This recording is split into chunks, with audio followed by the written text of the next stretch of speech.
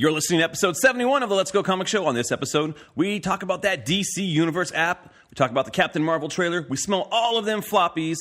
And we check out that Batwang.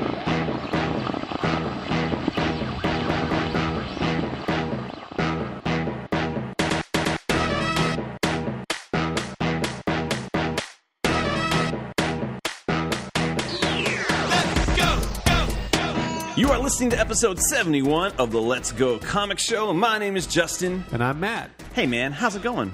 I'm doing okay. Oh, yeah. Episode 71. It's a good year. Matt just said that's the year that the New Gods debuted, right? Yeah. I mean, at least if the for sure? DC Universe app is correct and what it lists when I started reading those comics this week. Mm-hmm. Yeah. It was fun times.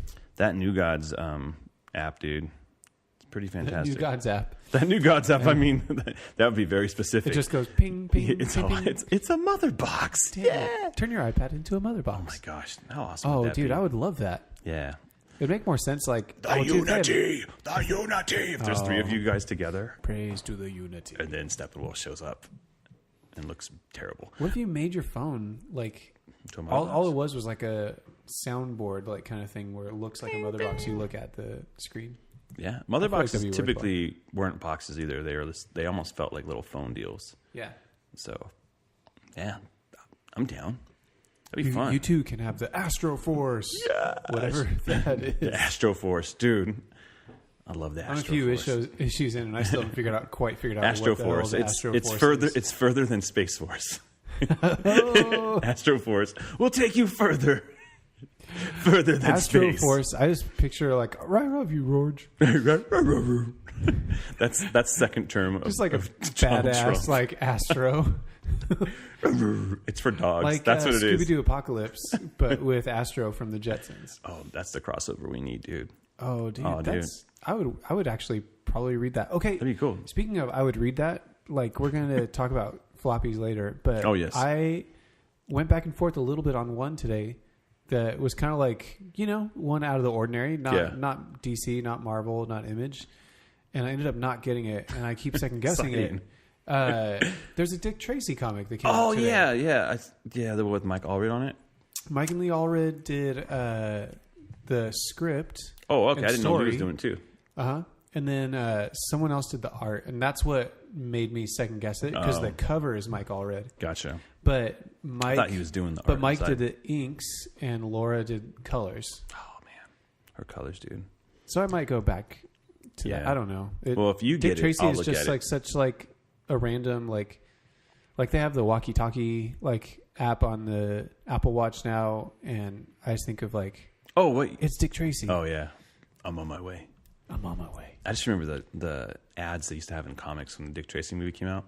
Yeah, I didn't know nothing about Dick Tracy, dude. He just looked like a guy in a yellow coat. I didn't know Dick. Oh, we'll get into some more of that later. I didn't know much about Dick Tracy, and then the movie was fun. I think it's a fun movie. Oh, dude, yeah, I love that. It's super bananas. Like Al Pacino is great in there, and there's so many good actors in that movie. I didn't even think about that. I need to revisit. I feel that. like Warren Beatty owns. Oh, really? Dick Tracy now. I think that's what happened. He just bought Dick Tracy. I don't. So correct me if I'm wrong. I'm sure someone will let me know. He doesn't know how to read a card at an award ceremony, but he owns Dick Tracy. That's right, dude. He's like, oh, actually. Maybe he doesn't own Dick Tracy. Maybe he signed it wrong. I don't know, man. Maybe he read that whole thing wrong. Everyone thinks, actually, the owner of Dick Tracy is Bob Kane. Wait, what? How'd that happen? Anyways. So, again, you are listening to the Let's Go Comic Show, episode 71, where we talk about comic books, comic movies, comic TV shows, everything in the world of comics. We do talk about all of those comic book related things, Justin. Yeah, we do. And when we do, we share our opinions on it. And the way in which we do that is using the Let's Go rating system. Mm-hmm. And what we have is the top of that system is a gotta go. That's right. Below that is a let's go. Still right. Towards the bottom there, maybe somewhere in the middle. Is a go. It's like sure, Iron Fist season 2 is a go. Yeah, why not? And then you have below that a don't go. Don't go. And if it's especially bad, Jessica Jones. we have some trash juice.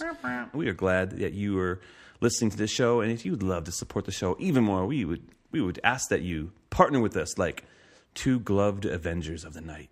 Go to our patreon.com/letsgopodcast and you can join. Give a couple bucks and we'll send you some stuff. I just got some new pins that are coming on the way, and it says, "Smell them floppies, Matt." You can wear that pin, and you can wear it to the comic store, and they're gonna be like, "What's that all about?" I was like, I'm just here to smell the floppies. They're like, "You better purchase them floppies." Sir, I'm gonna ask you to leave. Yeah, you better be purchasing. So yeah, there you go. So you get yourself, you get some stickers, you get some pins. And so we just want to say thank you for supporting the show and give you a little stuff, a little bit of things, a little bit of rewards. And so there's even an option for you to come on the show and talk some comics with us. So head on over to patreon.com/letsgopodcast, and we would love to partner with you, you superhero you. So anyways, you superhero you. So Matt, it's another week of comics and another week of comic book fun. So let's get into... What did you want to get into first, sir? I think we'll save other we'll flow. So let's just jump right into the Captain Marvel trailer. Yes, kind of came out of nowhere. Not out of nowhere. They're like broke the internet. We're gonna break the. This didn't even break the internet. I don't even think this is a thing. It's like a. It had a lot of views. Like a fart in the wind. I'll have to actually pull it up on YouTube real quick and check. Let me see. Let me see here. Over 25 million views. Yeah. Which, I mean, okay, that's pretty cool because it was released yesterday. Yeah. So people are looking at it. How do you feel about this trailer, man? To be honest, it didn't move like my excitement. I'm still gonna go see Captain Marvel. I want to see it, but it didn't make me go like, oh yeah, Captain Marvel. It didn't do that for me. It just looked interesting. I was underwhelmed by it, to be honest, and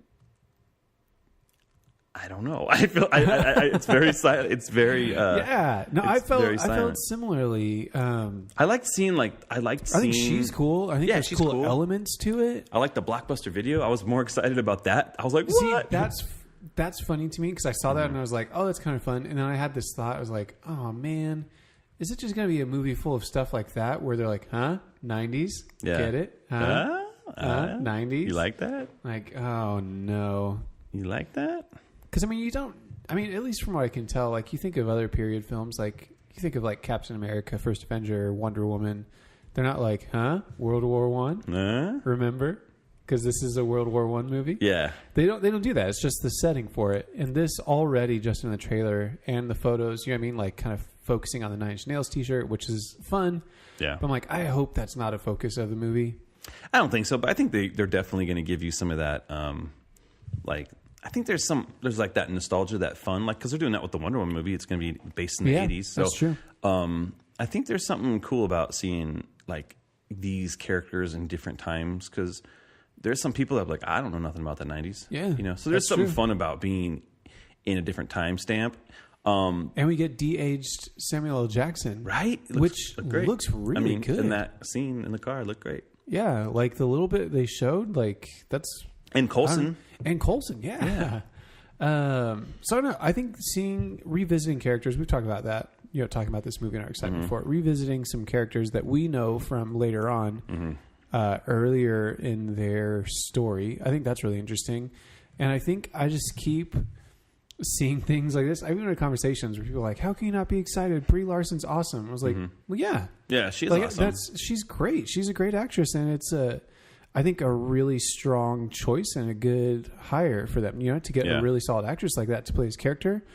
But I will say, just like I was talking about in the photos from last week and the trailer now just confirms it for me. She just looks super uncomfortable. Like she doesn't look natural. Like when she's using her powers and stuff, it doesn't look like she's actually doing stuff. It looks like she's like, and hit the pose. You know what I mean?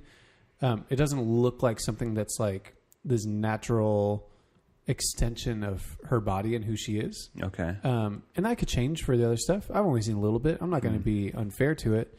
But I would say that's what makes me kind of like, on the trailer. I don't want to completely like dog on the trailer. There are some parts where I'm like, if it looks like a cool 90s stuff. Action movie in some parts. And I think I was reading the thing with the directors are like, there's intentional influences like Terminator 2 and things like that sort. Yeah, that makes sense. That they're going to try to lean into. I'm like, oh, I think that's really interesting, But other than that, there's not a whole bunch where I'm like, I'm super pumped yet, you know. So I'm interested in how it ties into like the Kree and the Skrulls as a character, as an idea. All of those things like sounds cool. Yeah, isn't going to lean into any of the Inhuman stuff that was on the show? Like, is this the one Marvel movie that kind of goes into like, hey, they talked about the Kree stuff? I mean, we got some of that in Guardians and whatever. Yeah, a little bit. So, but I think this is really the first time we get the Skrulls, though, which is pretty cool. Yeah. Which means we get Captain Marvel punching a grandma. Yeah. Yeah, that was also, I showed it to my kids yesterday morning. I talked to someone about it too. They're like, "What just happened?" I was like, "Oh, well, it's the Skrulls and the Kree. Like, they're shapeshifters. Like, that's probably what it is." Yeah, my youngest, he goes, "Dad, heroes don't hit old grandmas." I just like that he said old grandmas. And so they get young grandmas though. Yeah, hey, like Aunt May. What's that? Oh, that's a young aunt. So we got Jude Law in here as probably Marvel, is what as everyone's hinting at, and so it's cool, man. I like the helmet. Oh my gosh, seeing the Captain Marvel helmet, that was probably my favorite part of the trailer, actually, because that's one of my favorite looks for her in the comics. Mm-hmm. Yeah, I feel like you need that helmet if you could go out into space. Yep. So I dig it. Fuck. Sorry. You okay? Yeah. We didn't talk about the rating system. Okay, we'll come back to it, dude. Okay, sorry. I just like we can't forget the rating system. Sorry. I wasn't really completed on my Captain Marvel. I got distracted thinking about like the rating system. So, all right. So, what do you think about the Skrulls? Like, do you think there's going to be some crazy big like revelation, like, oh shoot, like Tony Stark's dad's been a Skrull or something like that? Because I hope it's something like that. I think there's some that would be really cool. Is if there is some kind of payoff to the Skrulls, and then we find out like what? Like, obviously, it's not going to be Coulson. I hope they plant seeds of that stuff now. Yeah. And then it pays off in whatever movies they're going to do in a few years. Oh, yeah. Like maybe 4 years from now, you're like, oh my gosh, what? If we had a Secret Wars, right? Yeah. Was that Skrull? I'm trying to... Secret Invasion. Yes, sorry. So... But holy cow, that'd be cool. Yeah. Like, it's like Scarlet Witch or something, or like Black Widow. I don't know, man. Like, I just think it'd be cool. I think it'd be cool, like, to do something that comes out of this. So, or, you know, there's going to be like a little winky wink at the end, like... There can be a little winky wink. Yeah. And they may even tell us. They may even show in the end credits, like, oh, shoot, the Skrull's Hawkeye or something like that. Yeah. And then you're like, what the crap? And then you got to wait. Like, I wonder if that's going to be... Do you think that's... Okay, how about this? Do you think we will see Nick Fury lose his eye in this movie? I don't think so. Okay. I think that comes later. Because what was it in he didn't say Winter Soldier. He just mentioned something in Winter Soldier of like the last time I trusted someone, I lost an eye or something to that effect. I'm like, dude, what if he was fooled by a Skrull? Maybe. I mean, I almost don't want to see him lose his eye in the movie. I want that to be like, oh, I guess that happens later. Just leave some mystery to it. You know? Yeah. In the end, it doesn't matter. It doesn't matter so much, but. But why is he called Fury? Nick Fury? Because he's furious. When he gets drafted, he's just so angry. And he's like, my name's Nick. Well, we have to get your last name. I don't know. Fury. You're Nick Fury. And that guy's Solo. He's like, all right. What are you? Son of Cole? Oh, man. So it looks good. It looks fun. I mean, for me, like, the trailer, I'm going to just give it a go. It didn't get me that excited. Same. Which, you know, I feel like it's just a trailer. It felt like more of a teaser. We didn't get a lot of her personality in it. You know, we just got a little bit of her personality or her power. I feel like you saw a little bit of little glimpses, but I'm like, she is like the freaking strongest, most powerful character. Yeah. Just to get a little glimpse of that or something, I think would have been a little better. Yeah. So I think that's fine. I think we'll probably get another couple trailers before it comes out. And what is it? April? It comes out? March. Yeah. So we'll get a couple on International Women's Day, I believe. Actually. Oh, does it come out? 8th, I believe. Oh, there you go. That's cool. So I'm excited to see it, but the trailer is different. The trailer, it just gave me a go. I'm like, okay, because I wasn't even talking about it later on. Like usually we watch these trailers, like I gotta watch this trailer again, and I watched it on my phone once, and I was like, and then I watched it again with a friend, with Fredo, and he was hyped on it, and he's all, he was like, you didn't tell me. I was like, oh, I told it, let's watch it. And he's like, oh, dude, I can already tell you're not excited about it. It's probably not good. Just finally not being excited. And I was like, it's definitely good. It's just not, it didn't like light my face on fire, True. So, okay. So let's jump across the way a little bit. So I did want to talk about like this Joaquin Phoenix photo that came out. Yeah, we had some images released. Yeah, so they released a photo of... It was like the end of last week? Yeah, I think it was like Friday or something like that. It kind of diffused all the Henry Cavill crap that was going on last week. They're like, okay, well, here's a picture of Joaquin Phoenix as Arthur Fleck, a.k.a. the Joker. Apparently his name is Arthur Fleck. So, okay. So there's definitely some leaked photos out there too of him interacting with some clown. Oh yeah. And so, he definitely looks very, like, I don't know what Todd Phillips is doing. Like it looks creepy. It looks like it doesn't look creepy. He looks creepy. Like his body language looks creepy.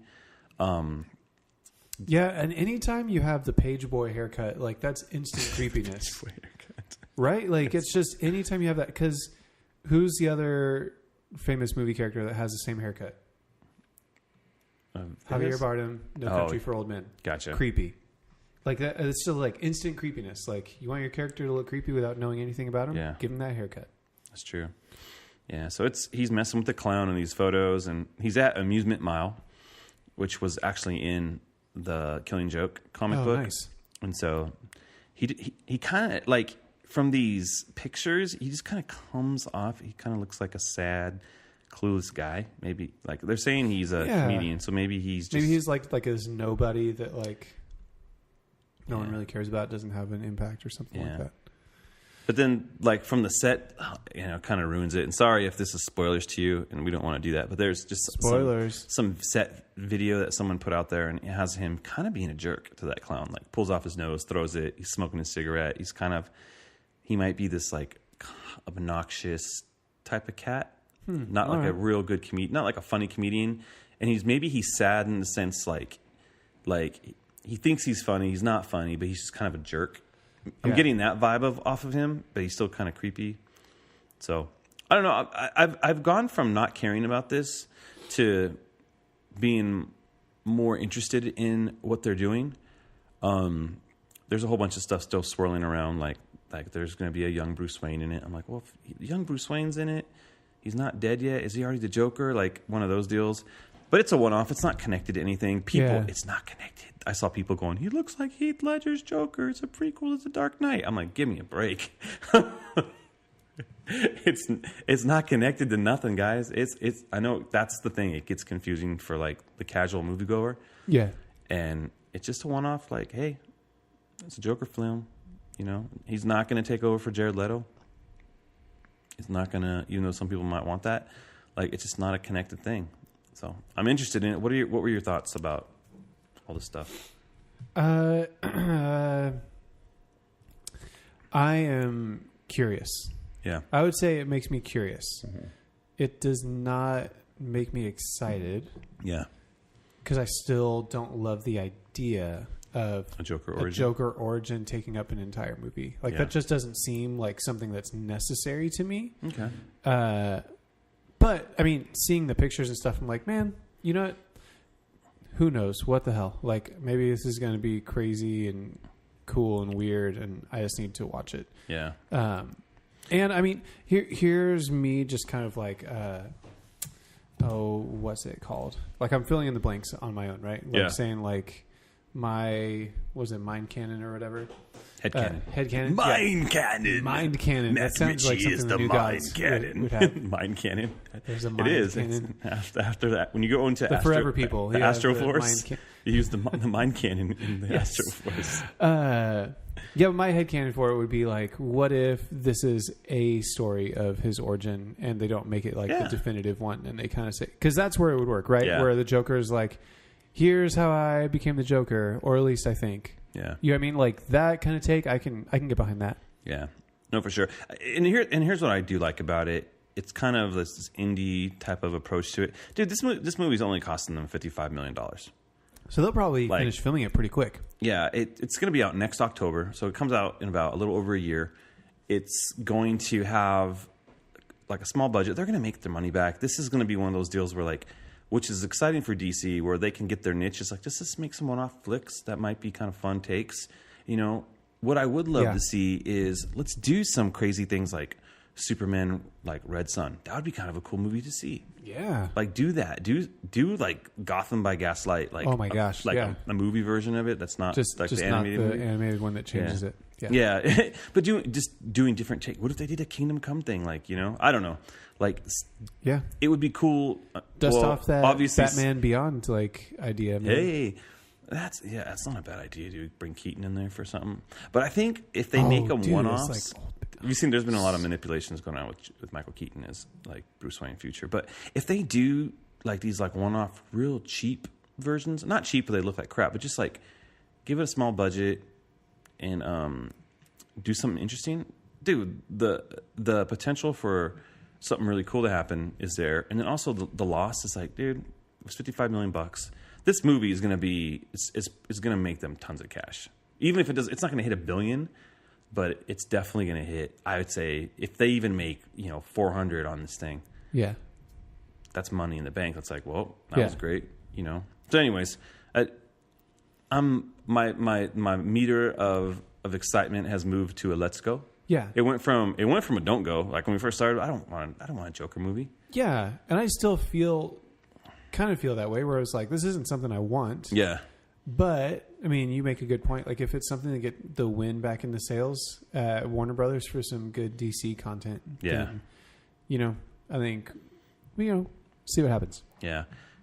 Cool. Yeah, because, I'm excited for Aquaman, but I'm kind of like, I feel like it's almost like I should be excited for Aquaman. Not that because I just feel so up and down over like Warner Brothers right now. Yeah. Just with like last week's thing with the Henry Cavill thing, like what the heck's going on? Like the whole Affleck thing, more so that's all on him. But the way they just kind of, went back and forth, like you just don't know what the heck's going on. Yeah. Or the way they release information. I think that's the biggest thing. It's so we're doing it, we're not doing it. We're doing it like it just doesn't feel like they know what the heck's going on. They're so back and forth. Well, we don't really get like any definitive official word from them. Mm-hmm. Everything's through Twitter and blogs and whatever. Like that's the weirdest part to me. Yeah, they just need to control their output. So I don't want to get too much into that, but it just get me excited again, Warner Brothers. Let me trust you. Hey girl, what's up? Let me trust you. Yeah, I'm with you. I'm gonna go for this. Yeah. We'll see.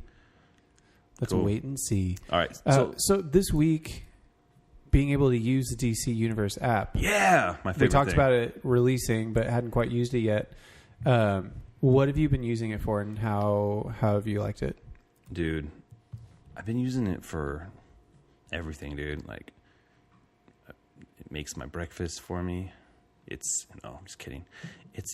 I've just been, it's my kind of my go-to like unwinder right now. When it first came out, like the first thing I did was I watched The Flash. I was just watching old shows on it. And now like the comics and everything, dude, like everything is so freaking, I think it's so awesome. And I'm getting more and more like excited every day. Like nice. And it seems like they keep adding stuff too. Yeah. So they keep. Sorry, I feel like my brain. What comics have you been reading? Aquaman. I was reading Aquaman. Nice. I read all these Titans comics. Hand Aquaman. Huh? Yeah, exactly. Yeah. Well, that's what I went into issue 2 where he got his hand chewed up. I was like, oh, I wanted to read that again. It wasn't as exciting as I remember. It just it was actually a really terrible version of how to do that. I was like, oh, I would have done something different. But man, I noticed something yesterday though, like on the thing, it was on the comic page. It was all buy all digital comics in October. Like, what does that mean? Oh, really? Yeah, it says, can't find the books you're looking for? The full DC Comics digital library will be available for purchase in October. Oh, shoot. Now, does that mean you can buy comics in the app? Or does it mean you can just buy everything with like some kind of like, for $500 you have everything? I don't know. I don't know, man. That's really interesting. Like, I guess I can see it being like Marvel Unlimited, where you can buy books to keep them. Like the full DC Comics digital library will be available for purchase. So maybe it's saying everything will be available. So if you want more, and so say like you're reading, which is actually smart if you think about it. Like, let's break this down. Say you're reading freaking, like, let's just go with Aquaman. I'm reading Aquaman, right? And on the app, it has 75 issues of Aquaman, right? And you're like, dude, I want to read issue 76, but it's not on here. But it is available, but you just have to buy it. What if it's like, well, you know, just you can buy. Yeah, you can fill in the gaps by buying it. That'd be kind of cool. You can buy it. That's a smart little business model, and it gets you kind of like a, I don't know, they kind of seed you like, oh man, I want to buy it. You know, we'll give you a little bit for free, but then the rest is you can start buying stuff. I have no problem with that because I still want to buy comics. You know, I still buy them. Typically, I buy them the floppies because I like to smell them. You know, you do like to smell them. But man, there's like, I feel like there's so many comic books on here, man. Like just going through here, yeah, it's like an unending scroll. They added some Doom Patrol from like the '60s, and then the great '80s stuff. And they got random stuff like awesome, man. There's this Elongated Man miniseries. I remember buying it in like 1990 freaking 2 or whatever the heck, and like there it is. There's some good New 52 stuff too, like the Aquaman run, Animal Man run from New 52 was actually really good. Yeah. Like I said, like I've just been curious since reading, you know, Bug earlier, Agent of Shade, Frankenstein, and then reading Mr. Miracle. Like I was really interested in reading some New Gods stuff, so that's been cool to read through. Yeah. It's so funny to read stuff from that era because everything seems so melodramatic. Mm-hmm. Like the writing and the way the characters talk, it's kind of awesome though. Like there's something about it where I'm like, I actually kind of like this. Like it has its place. Yeah. The some of this stuff is suspect, but I know why it's on there. Like Hawk and Dove, Rob Liefeld, New 52, Hawk and Dove's on there. Because Hawk and Dove are on the Titan show, I'm sure. So there's kind of cupping people. True. So that's interesting to me. I'm like, is that no one's clamoring to read that, dude. You can delete that from your archives, and no one's going to care. Yeah, and you have like one issue of certain things. You know what I mean? To kind of get people interested. Like you don't have the entire miniseries of the New Frontier, but you have issue 1. Yeah, you know, like you have stuff like that. I feel like stuff like that. They should throw the whole freaking book in there, but I think they have the movie on there, so maybe it's. And that's the one thing I wanted to see was after you watch something, you should look at this. And they don't do that. Like, you'll watch it. Yeah, that would make sense. What's weird is I've watched an episode and it just goes to black. It doesn't take you back to the menu page or anything or play the next episode. It's a black screen. So you have to hit menu on your control. I don't know if that's a bug or if anyone else is experiencing that. But I'm like, after this episode's over, take me back to the screen or play or say, do you want to watch the next episode? It's like a weird like user experience because like if you say it's on the background, I just want to keep going.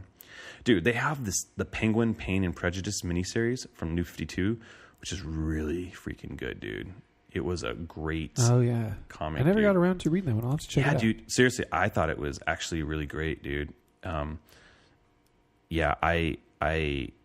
really liked it. It's by Greg Hurwitz and Simon Kudransky. He's doing the art on Punisher right now too, and it was such a good book. And you're like, this is a great origin for the Penguin.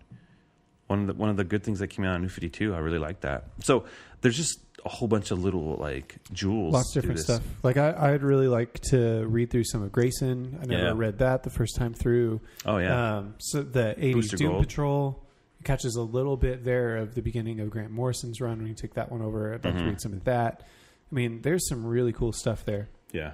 Have you watched any of the cartoons on there? I've been watching the DC Nation shorts. Yeah, we've been watching a lot of those. I have a question about those. Yeah. Can I ask you? You can ask me. I watched the Doom Patrol one. Yeah. And it says Chapter 1. Yeah. And it says to be continued Chapter 2. And the next one says Chapter 6. Yeah. I think it's quirky. It's just kind of this. They did it on purpose, right? Like it jumps around. It's jumping through the history of the Doom Patrol. Like if you know the first ones are a little more like 60s and then it gets kind of into the Morrison era. Okay, like the weirdness. So I'm making my way through those, but I was like, wait, are they just picking and choosing? Did I miss Chapter 2?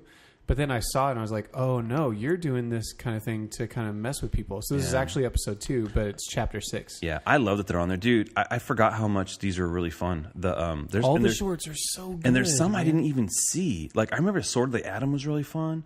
I didn't like the Green Arrow one so much where he talked to his bow. I thought that was whatever. It didn't appeal to me. World's Funnest, so good. Oh, dude, my kid, we just watched those today. Farm League, the Plastic Man one, I thought was really great. Animal Man's fun. I never watched the Dead Man one. I need to check that out. Dead Man. There's new Teen Titans. This was the precursor to Go.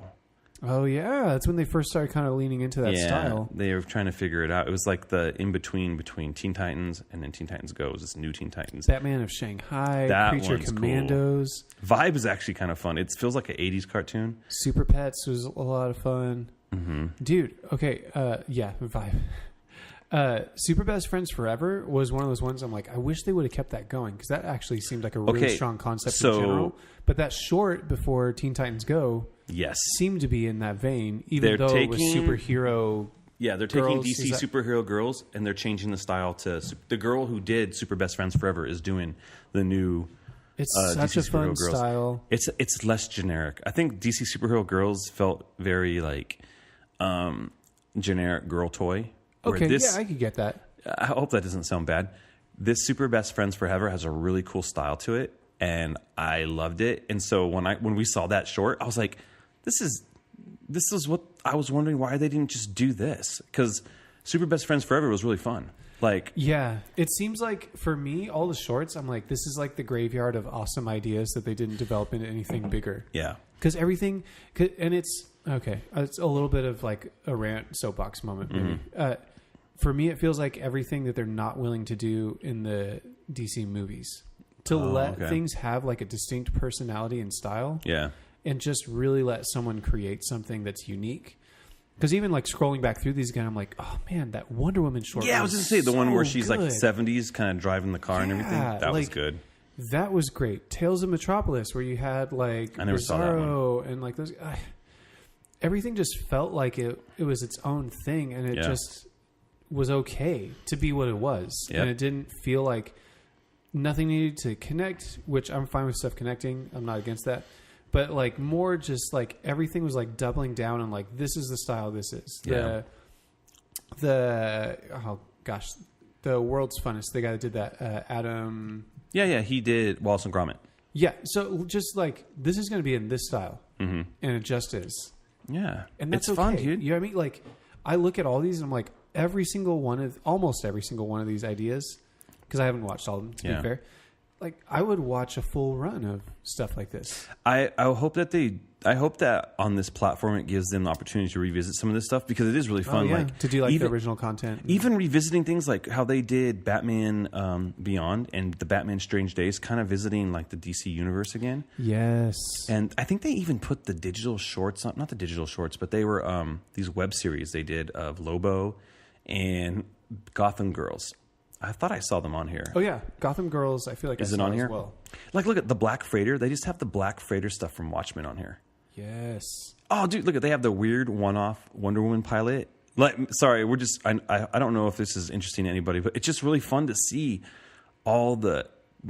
I feel like DC does have this really rich history and library of stuff that. It's kind of fun to revisit it, man. Yeah, it really is. You could just see and just look at what they've currently been doing and how they're bungling stuff. And there's probably a lot of people that's what they see when they think of DC creating content. And they're like, oh, yeah, they don't know what they're doing. It all sucks. It's a mess. But then when you look at something like this in the catalog that's in this app, you're like, man, there's a pretty well-traveled history of really great content that they've been able to create. Yeah. You know, I hope that as it launches that it gets more people signed up for it so that they can have budgets to do different things. One of the things that I think would be cool, and we were talking about this today on there was a conversation going on the Batman on Film page of like maybe taking old properties, not old properties, but old like universes and kind of revisiting, or maybe even finding a script and like, hey, what if Tim Burton did make a third Batman, like another Burton Batman, like maybe make an animated short or like a movie or something. And maybe it's not profitable, but maybe it is. Maybe we're so far removed from it. Like, okay, you can kind of use likenesses of Billy D. Williams and Michael Keaton and make, or maybe not. Maybe you do Tim Burton's Superman Lives like movie. Like maybe Nicolas Cage can like just voice act it. It would be really cool to check it out. Yeah, there's lots of different stuff, dude. Even looking now, I'm like, I haven't even made my way through like Static Shock is on there. Yeah. There's two seasons of Legion of Superheroes cartoon that I never watched. Yeah. I showed that to Asher. He was loving it. He was like, what's this? That's cool, man. Yeah. And I'm wondering why the Crypto show's not on here. Like, there was a Crypto the Superdog show. Batman Brave and the Bold. Yeah, that's on there. Dude, so much good stuff. Yeah, we can go on forever. Yeah, but, and that's just the cartoons. Like, even the movies are there, all the Batman movies. For some reason, Rises isn't on there. That's weird. Huh. The Dark Knight is, though, so I mean, that's what's important. Yeah, you get the Adventures of Superman show. But, like, I haven't been able to watch Batman Ninja yet or Death of Superman. Like, I'm excited to check Death of Superman. Okay, that's the one. I want to watch that because I haven't watched it. And it just came out like a month ago. And it's already on here. So I think that's really cool. Like, I don't know if every one of their digital movies is going to come that quick, but thank you, DC. This DC Universe app, I'm excited for it. I think that it's great. And yeah, I've really enjoyed it so far, man. It's a let's go for me. Yeah. Yeah. For me, I'm going to say it's a gotta go, dude. If you're a fan of DC Comics, I'm like, you should jump on this. It's worth it. It's totally worth it. You've had a little more time. As I have more time with it, yeah. I think I'm like every day I'm excited about it. And it's not being, I'm not being like I'm not getting paid to praise it. I'm just like, what? There's more comics. Like, there's so much content on here. You can have a lot of fun. And so kind of, did you hear about the stuff yesterday? Like what Marvel's going to do on their Disney app? No. They're going to have TV shows for Loki and Scarlet Witch starring freaking Loki. Tom Hiddleston? Tom Hiddleston and what's her face? Live Olsen. action shows? Yeah, it's gonna be like a prequel show to like early years of them, or I don't know. They're gonna put it, and they're gonna be limited. They're gonna be like maybe 4 or 5 episode type of deals. Okay. And these are just the first 2. They're gonna do other ones. They're gonna. Oh my gosh, dude! Sorry, Black Widow or Hawkeye would be incredible. That's what I'm saying, dude. If they do Hawkeye, but they do it like the comic, just adapt the Matt Fraction book. Run? Oh, so. Dude. Man, I mean, maybe I wasn't planning on getting the Marvel app, but I mean, it's not the Disney app. Yeah. Because it's going to have that Jon Favreau Star Wars show on there too. And I'm like, I want to watch that. Oh, so the Star Wars one isn't going to be separate. It's all under the Disney one. Yeah, it's all, Disney's doing everything together, which makes sense. Like that, they have, maybe you can get that. We'll just share that one. So. Cool. That's some pretty meaty news to talk about. Yeah, when we get more news on that, we'll dump a little more attention on that Disney app. But I heard that and I was like, that sounds really cool. Can I say one more other piece of news? It's not as big as these ones, but I just want to make sure and talk about it. Yeah. We've talked previously about Miles Morales and his comic book run, like seeing like rumors of like he's not going to be Spider-Man anymore. He's going to have a different code name, all these different things. New Miles Morales Spider-Man #1 announced. Is it December? I want to say. Yeah, it just announced 2 days ago. Saladin Ahmed writing, and Brian Stelfreeze is doing covers. Yeah, and that first one is wonderful. Heck yeah, dude. I'm dumb. I just saw him post it, and I was like, "This should be for a comic." And other people are like, "It is." Read the release. I just got excited. I just saw it, and I was like, "What?" Yeah, the interior artist is Javier Garon. Okay. And all the stuff I've seen so far, it looks like more good stuff for Miles Morales in the future, which is good because I like that character a lot. Yeah, I wish that I got the annual because he wrote today's annual that came out.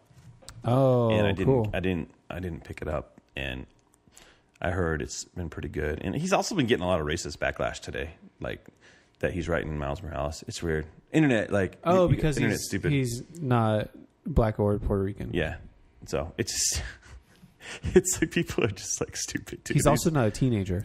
Wait a second. Didn't know if you knew that. Yeah, I don't know. Writers can write, man. Writers can write. He may not even live in New York. He's all, I live in Colorado. What? That's it. You can only write superheroes that live in Colorado. The Rockies Avengers. Mile High Man. Mile High Man. Brisk lady. I'm brisk.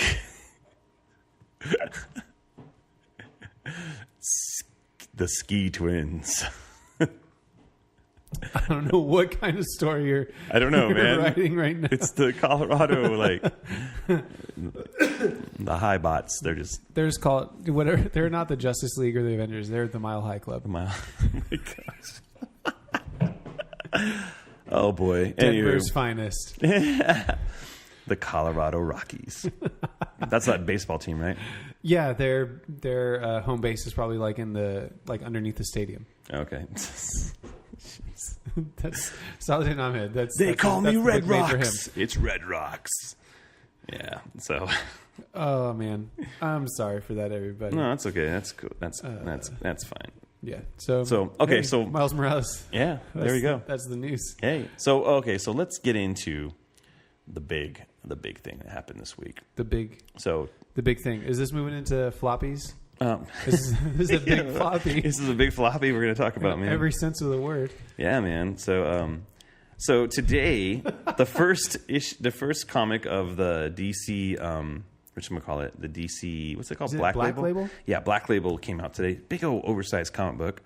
And which, can I just say, like, even before we start poking fun at it, seeing that format and stuff, it did look really nice. Yeah, it did look great. Like the Jim Lee cover was cool, and then the Lee Bermejo cover. Mm-hmm. So Batman Damned first. It's like the first of I think 3 issues, and it's going to be like a bi-monthly. So I think the next issue comes out in November.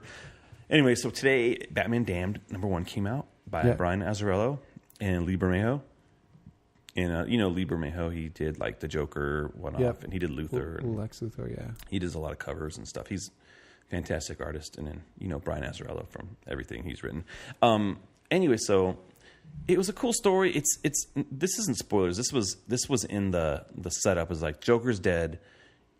There's like some crazy stuff going on, and Batman and John Constantine kind of team up to figure out what's going on, right? Yeah. So that's the premise of the story. But in the story, there's one scene. It's like maybe 2 panels. Batman comes home, bloodied, beat up. He's trying to repair himself, and he undresses. Out of the Batcave, and it's just kind of this silhouette-y, kind of shadowy scene where you see a trail of boots and capes and masks and all that stuff behind him, and you get a little bit of a like highlight of the Bat Wiener, the Bat Pole, if you may, the Bat Wang, Bruce Wang, all right, Bruce Wang, Bruce's Wang, and when I was reading it, I was like, oh, okay, there's a thing, and then I just went on, but in the back of my head, I'm like, dude, when I'm done, when it's all said and done. This is going to be the only thing people talk about is freaking Bruce Wangs, right? Bruce's Wang, the Bruce Wang. The Bat Penis. The Bat Penis. So, anyways, what is your thoughts on this, Matt? On that specifically or the book in general? Everything. Talk about the book. What did you think about that? I actually enjoyed the book. I thought it was definitely different. I did not love the book in general. I give it a let's go. But here's my caveat to that, or my disclaimer. Lee Bermejo is a talented artist. Yeah. I just think his stuff, it just isn't for me. Okay. I just don't dig it. Okay. But I recognize that it's very well done. He's super talented. Everything he does seems to be really high quality. But for me, I just don't love the way he draws some stuff. It's just the hyper detail. Yeah, some people don't like his buckles on buckles on buckles. Yeah, well, it's all the facial features and every muscle and vein. Everything just seems so hyper detailed. For me, I just don't love that as much. That's totally just a preference thing. Like I said, I think he's a talented dude. The way the book was written too was a little disorienting to me. It was hard for me to kind of track what was going along, which is probably the intent of that, I would imagine, to some degree. I got to the end of this and I didn't feel like, man, I can't wait to see what happens next. I just didn't really care. I was like, okay, that was a thing. Man, I think it's cool the way that Deadman was in it. Dude, Deadman. Oh, I love how he drew Deadman. Uh-huh. No, I thought cool. The design for Deadman was cool. Was that Zatanna doing card tricks? Yeah. So that was interesting, having her that way. You have Enchantress in there. Is that Enchantress? I feel like it's Enchantress. Yeah. They didn't outright call her Enchantress, but... So, yeah, I think it's just okay to me. Yeah. And so having something as weird as because here's the thing, everything is silhouetted in that scene. That was very intentional to be you didn't need to, again, it's that hyper detailed, I guess, maybe aspect of it of and I need to make sure there's a slight outline of his dong. Hey. So hey, Batman's... it didn't draw me in, didn't push me away from the story. It was kind of just there. And I was like, that just seems unnecessary, but I'm not like mad about it. Like, whatever, man. I think people are making a bigger deal. That's his artistic choice. Like, it's definitely there twice. There's 2 different panels where it's there. Yeah. And so now that I know about it, it's super distracting. But reading it the first time, I'm like, sure, whatever. Like, he's naked. That seems a little odd to walk into a cave. It's probably drafty in there. You never know when Alfred's hanging out. Oh, Master Bruce. I'd imagine he would have had like some compression shorts under there or something, but whatever, dude.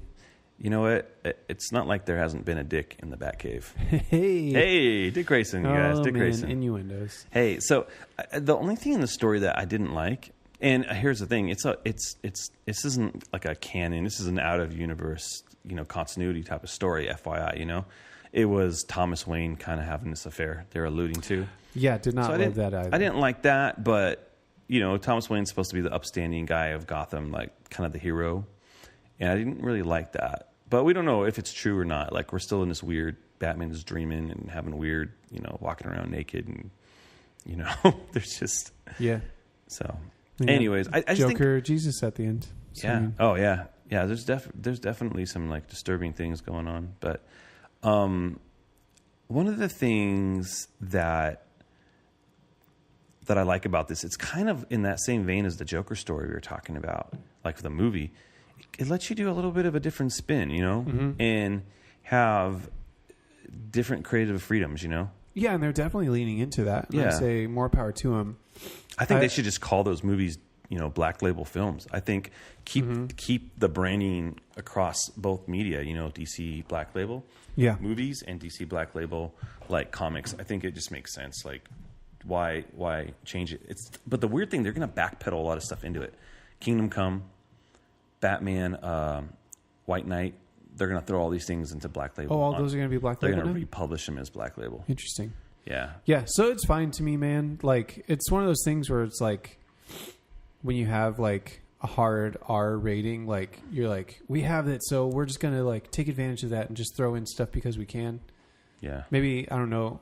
I hope not all the stories do that just for the sake of it, but that it's something that enhances the story.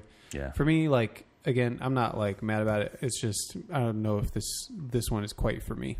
Yeah. But not because of the penis. Yeah. It's just the overall story. I don't think it was that big of a deal, to be honest. Like, to make it the focus, it's almost like, come on, guys. Like, that's the focus of the story. Like, I think there was other things going. Like, the Joker's dead. The Joker died. That's a big deal. That's like the biggest part of it. Like, dang, the Joker's died. How'd he die? Who killed him? Like, that's an interesting like angle. Yeah. And everyone's focused on the Wang. They really are. The Bat Pole. So focused. So it's interesting. Obviously, Harley Quinn's going to be in the next issue November 21st is when that comes out. So happy Thanksgiving. Oh, yeah, because that was what the preview was at the end of that one. Yeah, and she kind of looks like Day of the Dead style, too. It's like she has that. Yeah, I kind of like that design, honestly. Yeah, it's cool. I was like, that's actually pretty interesting. Yeah, so looking forward to that. I give this book a let's go. Yeah, I'll give it a go. It was different. The artwork's beautiful. I didn't really have any major issues except that Thomas Wayne thing, but I don't want to like lean into that too much because the story's not done, hasn't unraveled. Yeah, some interesting and you let the person stuff. Tell the story they want to tell, you know, before you make the call. I think some of the type may have been distracting, like the kind of the scripty typeface, but it didn't ruin it for me. So, yeah, but yeah, man, right on, dude. Okay, so good comic. So a little less in the press and everything, but another book that came out this week. Hello, Justice League number 8, or Legion of Doom 2. Yeah, AKA. Dude, Michael Yannon on art, and I didn't expect him to be on it. Love that. Like, man, yeah. I can't believe we're already at issue 8 of this. Crazy, book, right? Yeah. Well, when you do bi-weekly, you know, that happens. Yeah. I really like his Joker. Yeah. Well, I mean, we saw with the whole War of Jokes and Riddles, so it felt very... It was very similar. Yeah. Like, this is the same Joker. You have him frowning like he looks exactly like he did in that. That's what I was going to say. So it was cool seeing Starman in there. I remember him just... Yeah, a little of his story. Not because I have all these fond memories of Starman, but he was in the James Robinson Starman book a little bit, the Will Payton Starman. Okay. And I just remember him being in like DC comic ads when I'd read, early 90s DC comics. Didn't care anything about him. Oh. There's nothing about him. He just looked like he looked like the dude from MacGyver. He had like a big mullet-looking haircut. Like he used to have a super mullet, and so there was nothing about him that had me gravitate towards him. So yeah, it was a cool issue. Yeah. It's always, I think it's been cool to have it like every few issues, kind of break it up, seeing a little bit more of the Legion of Doom. Yeah, I think that's a really smart way to build out the story a little bit. Having the Batman Who Laughs stick around, It seems like this is kind of a lead-in for him to have his series with Scott Snyder and Jock. Yeah, this fall, and so yeah, I dug it, man. Yeah, the Batman Who Laughs stuff was cool. Like I like the little back and forth between him and Luthor was cool. Mm-hmm. I liked all of that stuff. The whole picking like with his tongue kind of reminded me of Venom a little bit there, but oh yeah, I can kind of see how you say that. Yeah. Then we have setup with Black Manta and Cheetah. All that stuff's cool for the next big story arc coming up in issue 10. Yeah. So. Yeah, dude, they straight up freaking.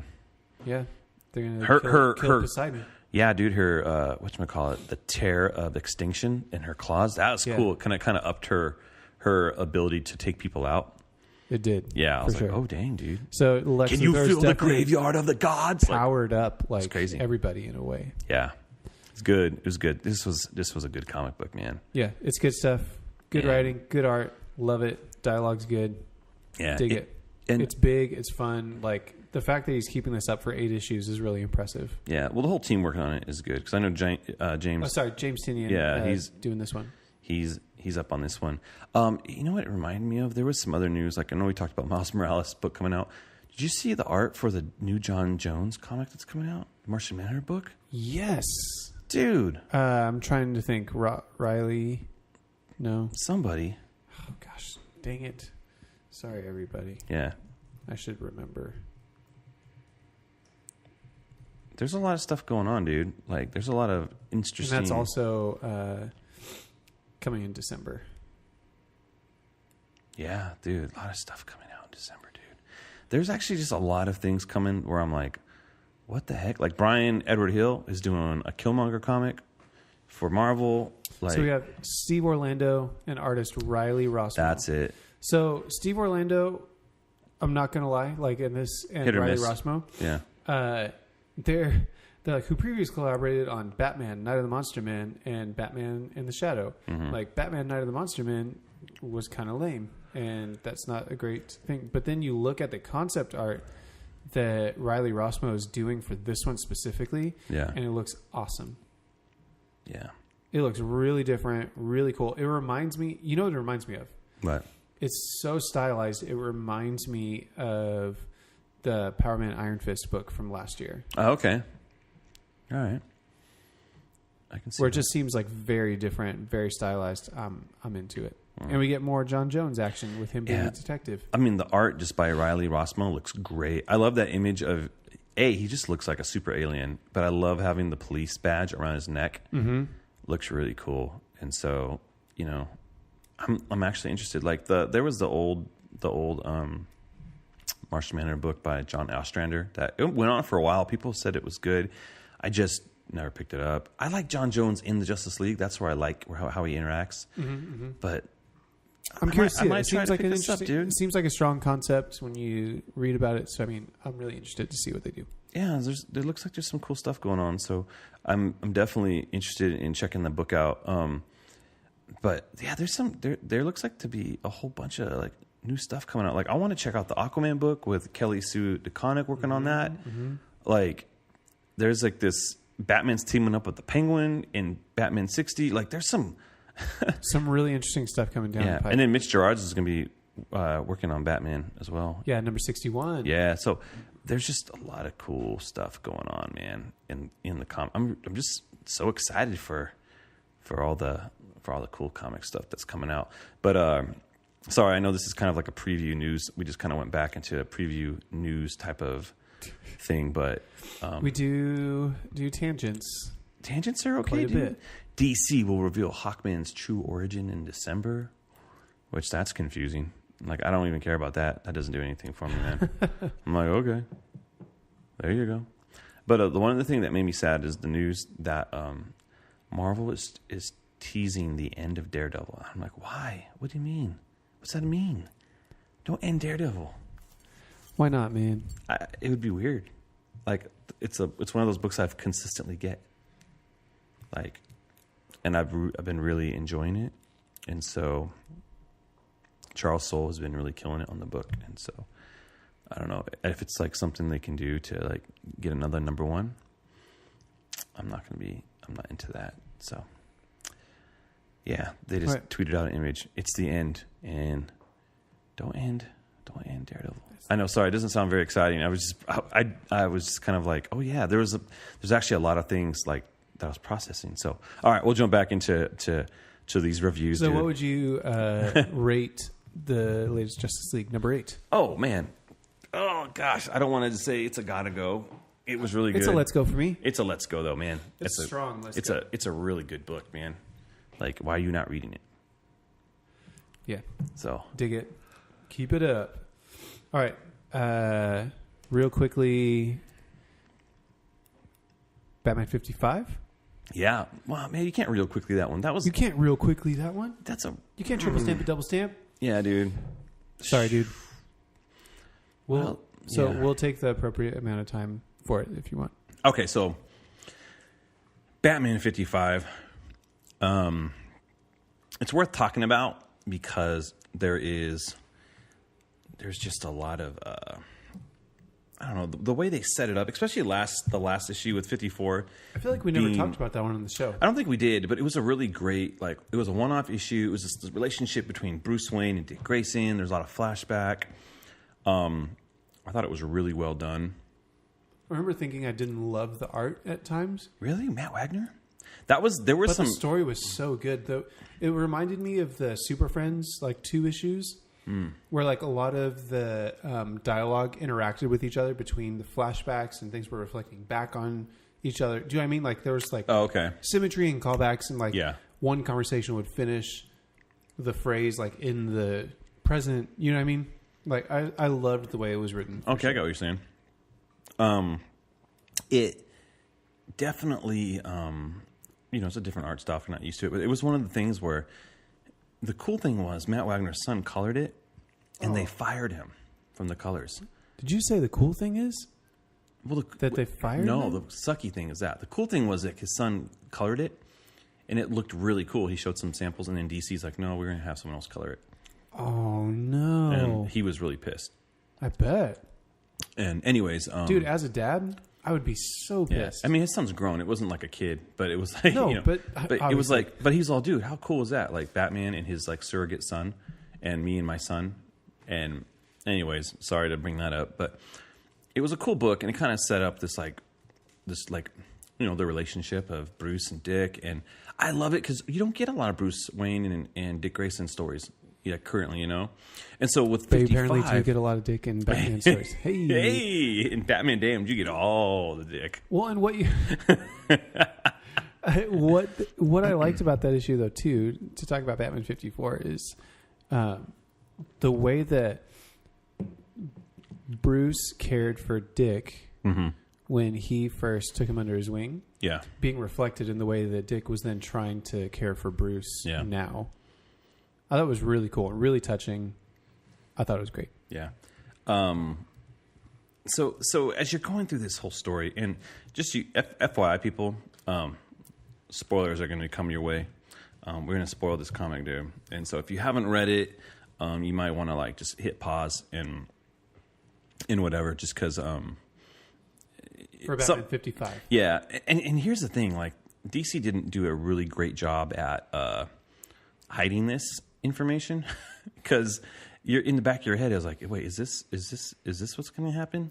Because it telegraphs really well. So I did want to say, I don't know if you can recall in your brain Batman Hush comics. I think it was like issue 615. If my comic book brain is working, I feel like that. What you usually is. Hey, sometimes I feel like the big splash page with Nightwing and Batman running is such a callback to that Jim Lee cover. It's similar. I don't know. Look up Batman 615. Let me know. You know, if it looks the same, because to me in my brain I'm like, it just reminds me of the Hush cover with Batman and Nightwing running at you. But and that's not a bad thing. I just feel like he should have maybe put a after Jim Lee on that page, because I just pulled that up and that's 100%. Is it really? Yeah. Yeah. I think that I totally see what you mean. I'm like, he needed to do a inspired by or after, or I don't know. And I don't know if anyone's even said that. Maybe someone's already pointed that out, and like, whatever. Moving on. But this whole issue was really cool. I like seeing the fun of Nightwing and Batman, the back and forth, you never appreciated my puns, and you should have, I should not have. And like this, they're fighting zombies, and that has nothing to do with any of it. Like, I don't care. It's kind of a cornball thing to see, and that's it. Like, that's one part of it. Like, if you look at the cover, they're fighting zombies. Like, what the heck? Battle for the souls of Gotham. Like, that's not even a real great title, because that's not what this issue is about. And so you kind of get this like side thing of the KGB entering back into Gotham. He's setting up shop somewhere, and as this is going on, you have, Batman and Nightwing, fighting all these crazy villains and whatever, and Batman's starting to warm back up to Nightwing, like during this time. Nightwing's here to cheer him up, from the whole Catwoman stuff. And anyways, they end up hanging out with stinking Commissioner Gordon, and the book ends with something tragic, and it sucks because there's so much fun stuff in this book where you're like, I want to see more of this Nightwing Batman relationship. I like how there's like this, they have this bet about going down, like how you're going to get down to the bottom of like the building, and before like launching your like bat line, right? And it's like, it's so fun, dude. And then Batman totally engages. And so Batman's starting to lighten up, and it's like he's remembering like the fun of being like Batman and Robin. Yeah. So, yeah. So it was a little bittersweet. So at the end, you're like, oh, suck. This is what's going to happen. Because freaking DC already put out Nightwing's going to have a head injury. So sorry, that's the spoilers right there. Like, there's no shock here. I feel like there hasn't been a Nightwing comic in like 2 months. I don't know if that's right or not. For me, the shock was in the presentation of it. It was like, whoa, like just straight up, okay. It definitely was a shock the way it went down. I don't want to kill Nightwing or mess him up, but yeah, it was definitely it was super shocking the way it came out, and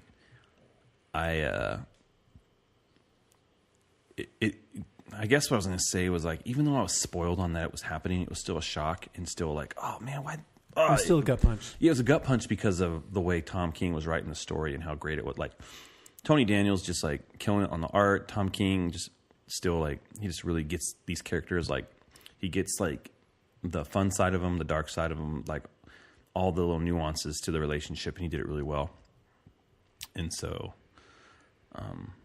yeah, man, I don't know. I'm kind of bummed on it. I hope that they don't end up messing with Nightwing as a character. I really like Nightwing, and I don't want them to take him off the board. I'm sure this means that they're going to be messing with Nightwing as a character. Well, yeah, I mean, they are, but I'm like, oh, man. And they just changed the writers on his book, which sucks because it's going to be Scott Lobdell.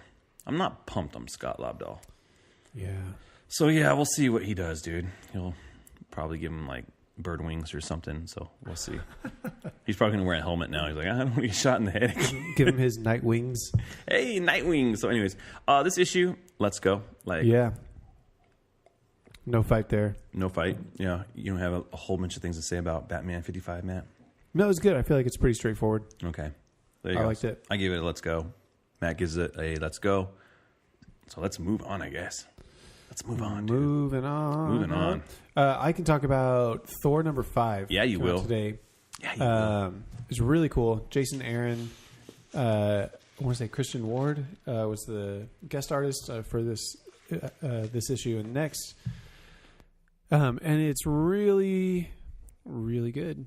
Like I've liked and I've talked about this Thor run in general and liking it, but this issue might be my favorite so far. I think it's really just big, bold, crazy, out there concepts. I think it pays off really well. Writing's good, art's good. Yeah, it looked like Ragnarok crazy, like the colors and stuff.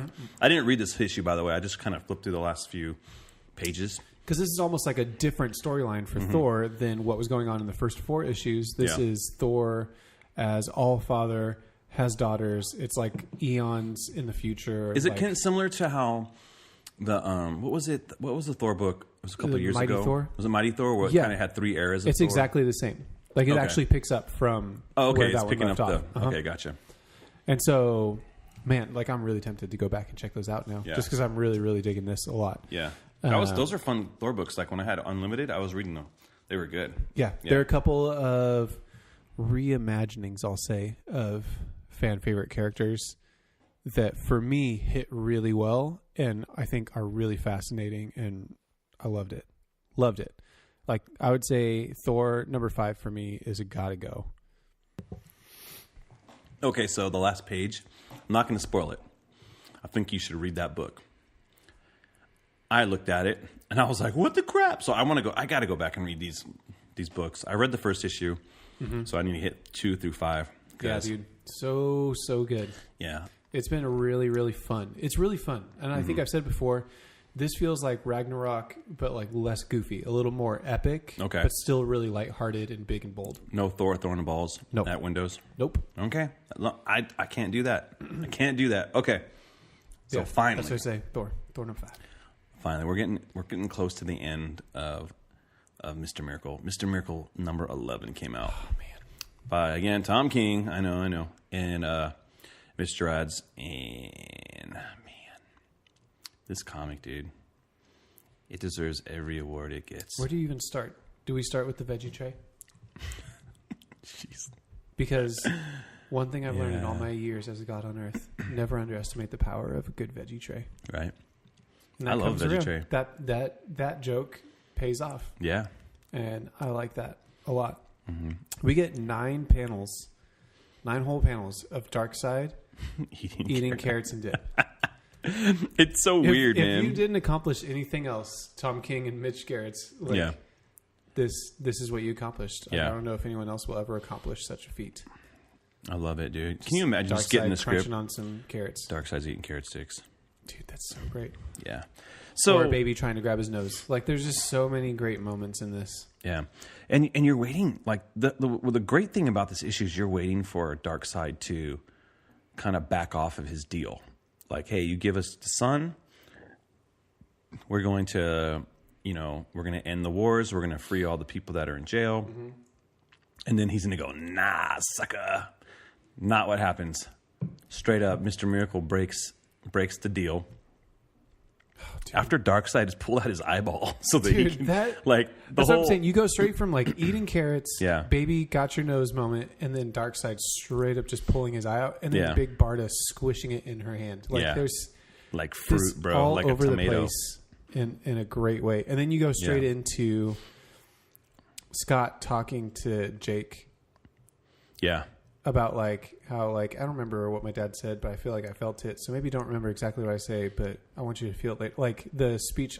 For me, did it hit for you? For me, it totally hit. Like I felt like it was really, I think, emotionally resonant. I think it was something meaningful. Mm-hmm. I don't know. I thought it was cool, man. Yeah. The one thing that was crazy was, well, not crazy, but it was like the way that. It's like they knew, what was that thing she opened up under the carriage? Was it part of the mother box, the miracle machine? Yeah, it's energy powered by energy taken from the miracle machine. Yeah. Can I just say right before that though, you have the panel of Mr. Miracle jumping to the side, and it actually says jump. Yeah. Remind me of Bug a little bit. Yes. Yeah. So sorry, but you have the gun powered by the miracle machine. Yeah. And so it's just not working. They're like, we've practiced this because we have to pull crap off, so we have to see how things work. And then she's just blasting this on Darkseid, and it's like, this ain't working, fool. And then he just beats the living crap. I thought he killed Barda. I thought Barda was dead. I thought so too. I was like, no, dude, they're killing Barda. And nope. And then he lays a smackdown on Scott. Yeah. And that was rough to watch. There was a part I was like, is he going to hit the baby? Because the baby's like right there the whole time. Yep. Like, I'm like, dude, little Jack's done, dude. Yeah, like it actually felt really awful reading this. Because you're like, this... I mean, it's a comic, we get it, but it's like, dude, the violence was like so... No, you have like that feeling in the pit of your stomach. Yeah. And again, it's such a great use. I'm sure it's probably maddening for Mitch Gerads, but the 9-panel, the use of that layout just draws this tension more and more and more and more. Yeah. To where you finally have the payoff of him standing up, pulling a sword out of the veggie tray. Yeah. Stabbing Darkseid in the eye. Yeah. Oh, dude. All the while screaming F you the entire time. Yeah.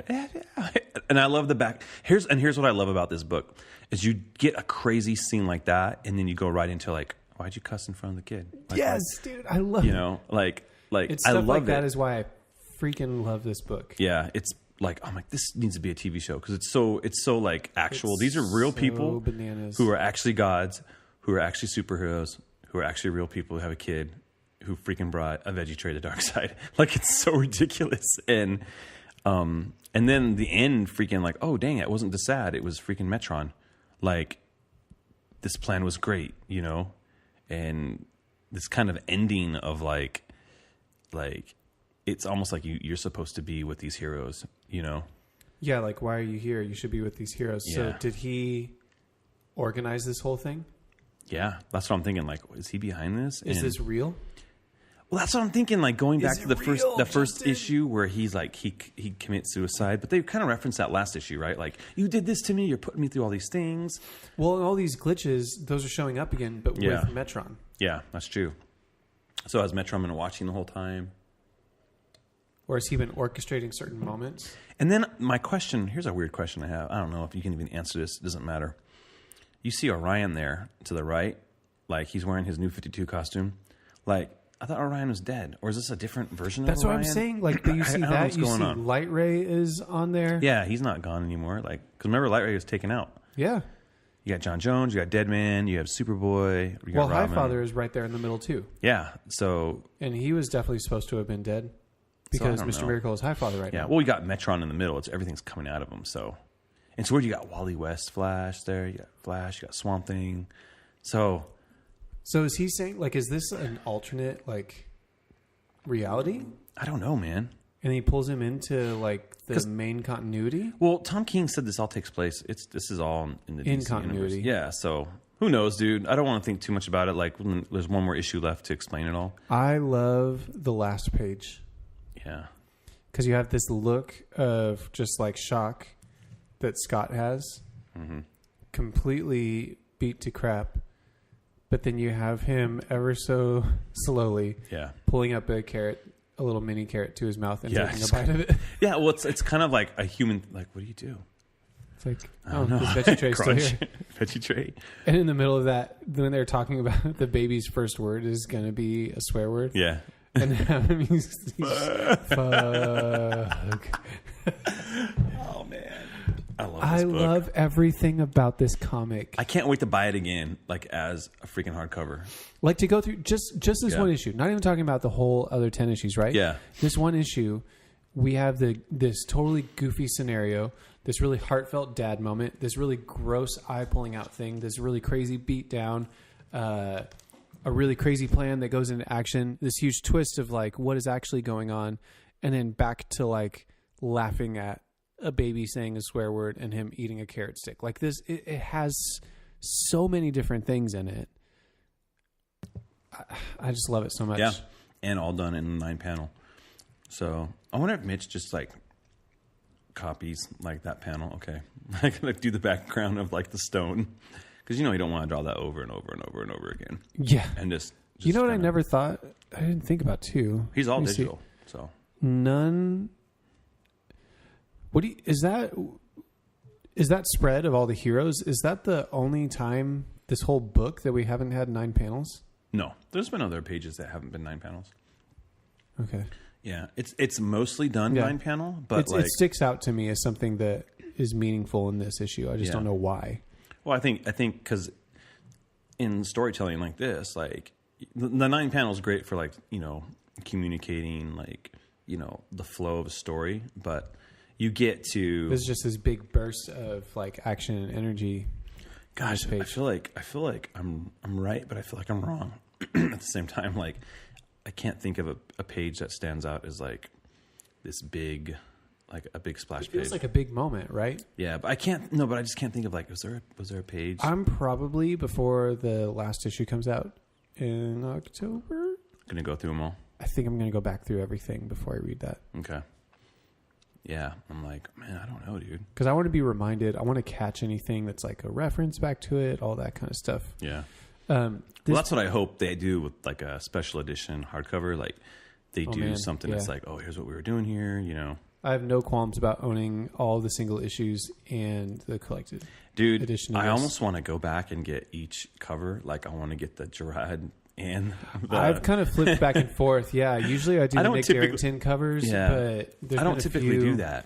This Mitch Garrett's cover was just so good. And I feel like we both... Is it Gerard? I feel like it's Garrett's. I don't know.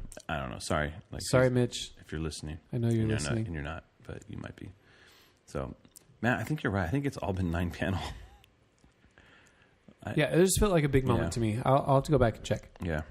So. Or hey, if one of you guys wants to correct us, that's welcomed as well. Please. I think I might make Darkseid eating carrots. Your phone background. I'm gonna do something with it. Like it's just so good. Oh man, so good. Yeah. All right. There you go. This book continues to be a gotta go for me. Like there's nothing else like it. Yeah, it's gotta go for me as well. Like if you're not buying Mr. Miracle, might as well like just stop now and wait. They'll probably put a trade out in like January or something. I don't know. I feel like you should get it. It's so good. It's. I think it's worthwhile. Yeah, it's like the best. It's the best, dude. And it's a surprise, and you're gonna be like, "What the heck, Mr. Miracle?" I'm telling you, dude. It's like that best. It's like that TV show that everyone's talking about, and you're like, "Do I really want to watch it?" I'm like, "Yes, you do." Just watch Stranger Things, for crying out loud. Jeez. Yeah, just watch it. Come on. So, anyways, there you go. So cool, man. Cool. Man, that seems like the show. Mm-hmm. It is a show. If you want to hit me up on Twitter, you can find me at Matt Ritchie. Yeah. Say, hey Matt, there's other pages that aren't 9 panels. Yeah, that's fine. I would love to know that. Justin, What about you? You can hit me up at J_Rocka. You can hit the show up at Let's Go Comic Show on Instagram and Twitter. You can follow all of that, and you can go to our website at www.letsgopodcast.com. We can check out this show and the Let's Go podcast and Start Today podcast and what other show we add. Who knows if this is the future and you're listening to this? There might be some other shows on there. We don't know, but go check it out. Check them all out. Yeah, and leave us a positive review. Go to iTunes. Go to the iTunes podcast store and go, I want to leave you a positive review like this one. This is from Grevga number 1. Hey, Grevga number 1. Super neat show. I really enjoy this podcast. The hosts are easily listened to and highly informative. That's good. I'm going to say my wife, I'm easy to listen to, babe. I'm so easy to listen to. And Matt's highly informative. The topics are entertaining, whether you're an avid comic reader or not. Highly recommended. Well, thank you, sir. Thank you for that. Thank you. That fantastic review. So if you want us to read your review, hey, leave one and we'll do it. Why not? We will. It's that simple. We'll stick to it. You leave the review and we will read it. You do your job, we'll do ours. There you go. So that sounds good. All right, man. This was episode 71. And we are glad that you listened. Thank you, My everybody. name is Justin. I'm Matt. Let's go. Let's go. Let's go.